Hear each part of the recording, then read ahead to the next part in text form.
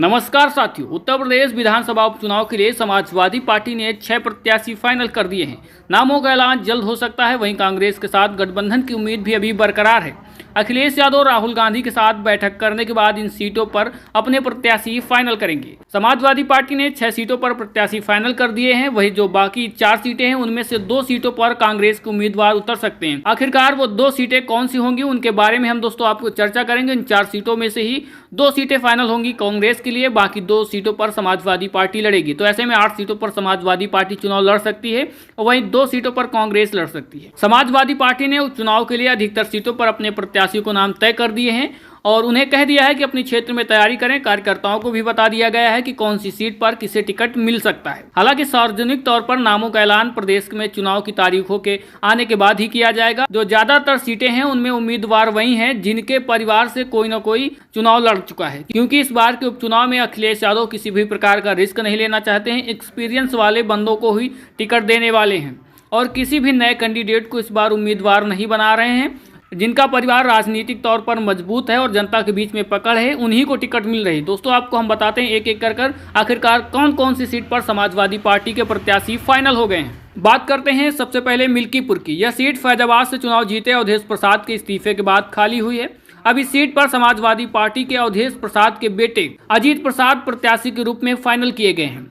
अवधेश प्रसाद लगातार चर्चा में है जब से अयोध्या की सीट भारतीय जनता पार्टी हार गई है और लगातार योगी आदित्यनाथ और अवधेश प्रसाद के बीच में जुबानी जंग भी लगातार चल रही है। वहीं योगी आदित्यनाथ ने भी मिल्कीपुर में लगभग 4 दौरे कर दिए हैं। 4 जनसभाएं योगी आदित्यनाथ की हो गई हैं। तो ऐसे में दोनों तरफ से पूरी कोशिश की जा रही इस सीट को जीतने के लिए, क्योंकि फैजाबाद की सीट हारने के बाद जिस तरह से भाजपा की किरकिरी हुई है उसका बदला लेने के लिए योगी आदित्यनाथ मिल्कीपुर की सीट को जीतना चाहते हैं। तो वहीं अखिलेश यादव भी इस पर कोई कसर नहीं छोड़ना चाहते, इसलिए मजबूत प्रत्याशी के तौर पर अवधेश प्रसाद के बेटे अजीत प्रसाद का नाम फाइनल किया गया है। अब बात करते हैं मैनपुरी की करहल सीट की। करहल सीट पर समाजवादी पार्टी के मुखिया अखिलेश यादव के सांसद बन जाने के बाद ये सीट खाली हुई है। तो यहाँ पर समाजवादी पार्टी मैनपुरी के सांसद रह चुके तेज प्रताप यादव को प्रत्याशी बनाने वाली है। तेज प्रताप यादव अखिलेश यादव के भतीजे भी हैं और मैनपुरी के सांसद भी रह चुके हैं और वो लगातार इस समय करहल में चुनावी जनसभाएं कर रहे हैं, लोगों के बीच में जा रहे हैं और पूरी शिद्दत के साथ वहां पर डटे हुए हैं। साथ में डिंपल यादव भी उनका सहयोग कर रही हैं।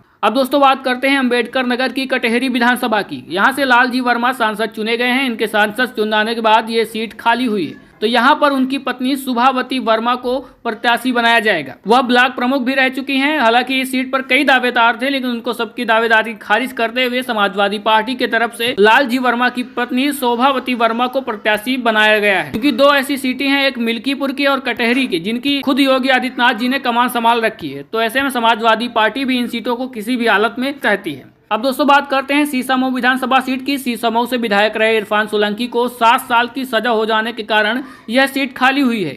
यहां से समाजवादी पार्टी ने इरफान सोलंकी की पत्नी नसीम सोलंकी को उम्मीदवार बनाया जाएगा। ऐसी सिर्फ घोषणा करना बाकी रह गया है। अखिलेश यादव ने पहले भी इशारों में कह दिया था कि यहां पर अगर इरफान सोलंकी की सदस्यता जाती है तो उनकी पत्नी ही यहां से चुनाव लड़ेगी। दोस्तों बात करते हैं मिर्जापुर की मझवा सीट की। मिर्जापुर से जिले की यह सीट भदोही के पूर्व सांसद रमेश बिंद की बेटी ज्योति बिंद को प्रत्याशी बनाएगी।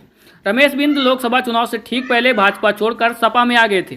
सपा ने उन्हें मिर्जापुर से टिकट दिया था। हालांकि रमेश बिंद मिर्जापुर की सीट हार गए हैं बहुत ही मामूली मार्जिन से, जिसके बाद उनकी बेटी को अब मंझवा विधानसभा सीट की टिकट पर विधायकी लड़ाया जाएगा। अब बात करते हैं कुनरकी सीट की। तो इस सीट पर समाजवादी पार्टी के पूर्व विधायक हाजी रिजवान पर दांव लगा सकती है। वहीं हाजी रिजवान 2012 से 17 के बीच में समाजवादी पार्टी के विधायक भी रह चुके हैं।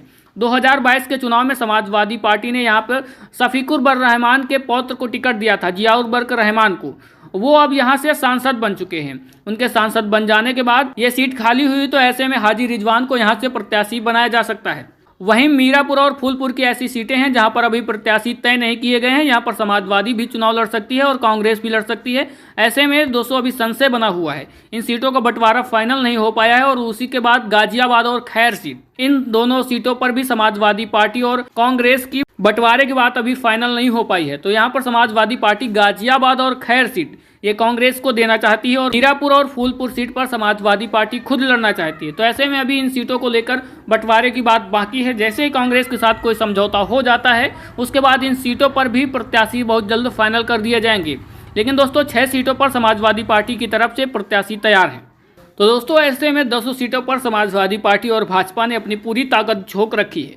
परिणाम क्या होंगे वो तो वक्त बताएगा। दोस्तों आप चैनल को सब्सक्राइब कर लीजिएगा और वीडियो अच्छा लगा है तो लाइक और शेयर भी कर दीजिएगा।